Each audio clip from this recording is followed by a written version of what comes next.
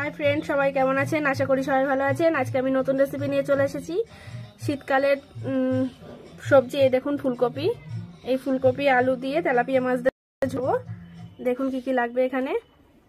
পেঁয়াজ কাটা আছে, টমেটো আছে, কাঁচা লঙ্কা আছে, রসুন আছে, আদা আছে, আর আলুগুলো আমি এরকমভাবে কেটে নিয়েছি। এই দেখুন, এগুলো কিন্তু নতুন আলু। এই দেখুন, আর এই যে ফুলকপি কাটা আছে, আর মাছটাকে আমি ভেজে নিয়েছি।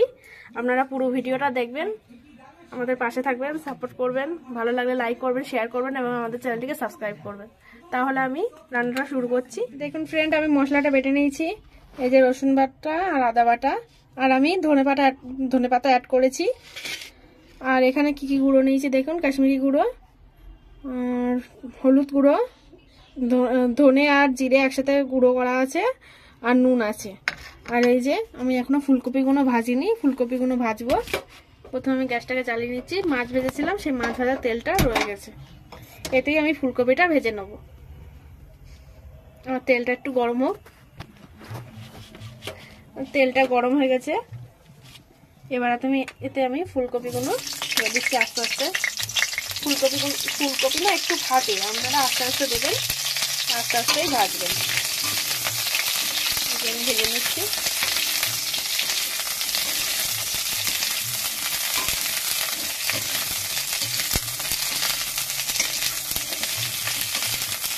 ফুলকপিগুলো হালকা হালকা লাল করে ভেজে নেব।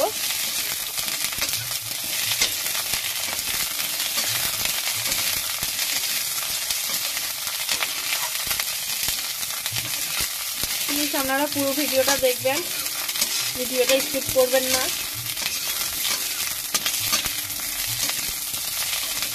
দেখুন ফ্রেন্ড, আমার হালকা হালকা করে লাল লাল করে ভাজা হয়ে গেছে। আমি হালকা করেই ভাজলাম, এবার আমি তুলে নেব।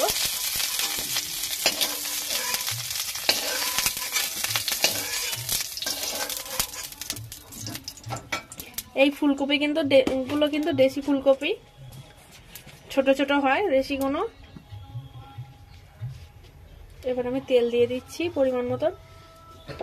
তেলটা আমার গরমই আছে, গরম হয়ে আছে। আমি এবার দিয়ে দেবো রসুন, এটা দিয়ে একটু ভালো করে নাড়াচাড়া করে নেব।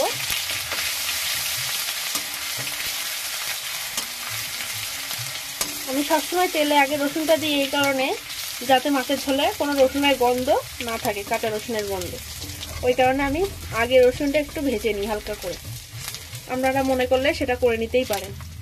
দেখুন ভাজা হয়ে গেছে, এবার আমি সব মশলাগুলো তুলে দিচ্ছি।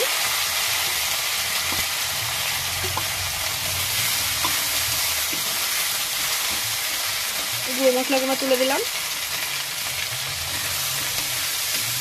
ধনে পাতাটা একসাথে দিয়ে দিয়েছি।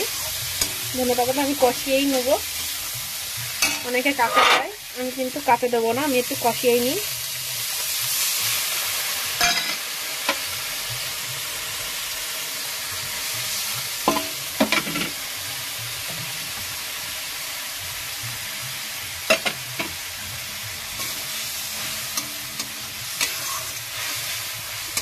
এবার আমি মশলাটাকে ভালো করে কষে নেব। দেখুন ফ্রেন্ড, আমি মশলাটাকে অল্প একটু কষিয়ে নিয়েছি, তবু দেখুন তেলটা, এই দেখুন তেলটা বেরিয়ে গেছে মশলা দিয়ে। দেখুন, কারণ আমার আলুটা তো সিদ্ধ করা নেই যেহেতু, ওই কারণে অল্প একটু কষিয়ে নিলাম মশলাটা। এবার আমি এই আলু ফুলকপিগুলো তুলে দেবো,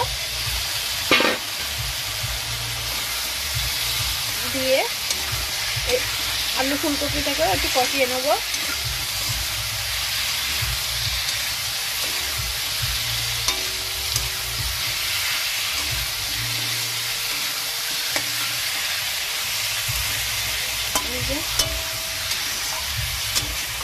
আলু ফুলকপিটাকেও কষিয়ে নিচ্ছি। দেখুন ফ্রেন্ড, আমার কষানো হয়ে গেছে। এই দেখুন, এইবার আমি জল দিয়ে দেবো এতে।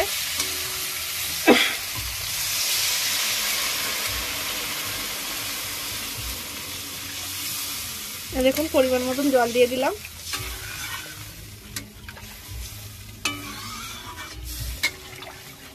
আলুগুলো যথারীতি সিদ্ধ করা নেই বলে সেই জন্য একটু বেশি জল দিলাম আমি।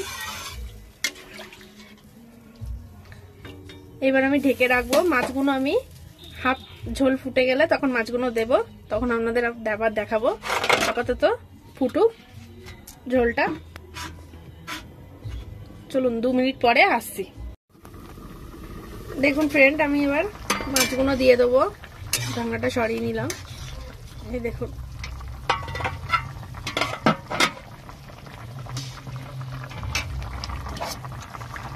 এই যে মাছগুলো এবার দিয়ে দিচ্ছি।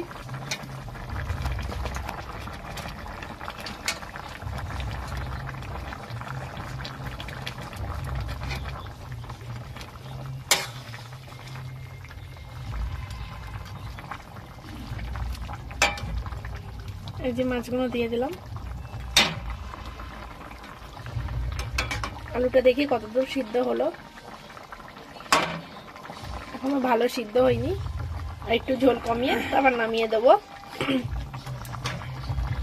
আমাদের যদি ভালো লাগে তাহলে লাইক করুন, শেয়ার করুন এবং আমাদের চ্যানেলটিকে সাবস্ক্রাইব করুন। যদি না ভালো লাগে তাহলে আনলাইক করে জানাবেন আর কমেন্ট করে বলবেন দেখতে কতটা সুন্দর হয়েছে।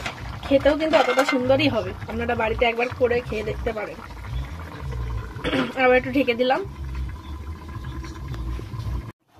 ফ্রেন্ড, আমি ঢাকনাটা হালকা করে দেখবো আমার ঝোলটা কত দূর।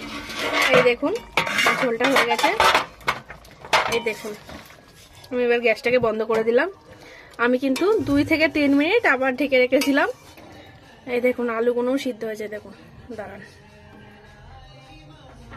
এই দেখুন আলুগুলোও সিদ্ধ হয়ে গেছে। রান্নাটা পুরোই হয়ে গেল।